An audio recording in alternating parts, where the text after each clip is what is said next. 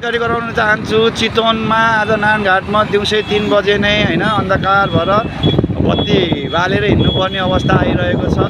दर्शकबिन हैन देख्न सक्नुहुन्छ चितवन हैन सबै बत्ती बालेर हिँड्नुपर्ने अवस्था आइरहेको छ र यस्तो के भइरहेको छ मलाई थाहा भएन र हावाहुरी ठिकै छ र देख्न सक्नुहुन्छ सबैले बत्ती बालेर हिँडिरहेको अवस्था छ र दिउँसो 3 बजेको समयमा पनि यसरी बत्ती बालेर हिँड्न बेला भयो। हेर्नुस् र यस्तो छ अचम्मको के भयो खै दर्शकबिन देख्न सक्नुहुन्छ बजार क्षेत्रको र यस्तो भइरहेको छ देख्न सक्नुहुन्छ। यताबाट गाडी सबै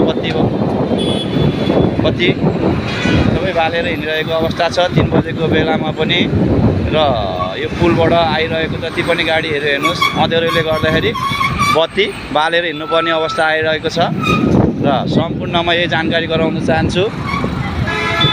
हस्त नमस्कार।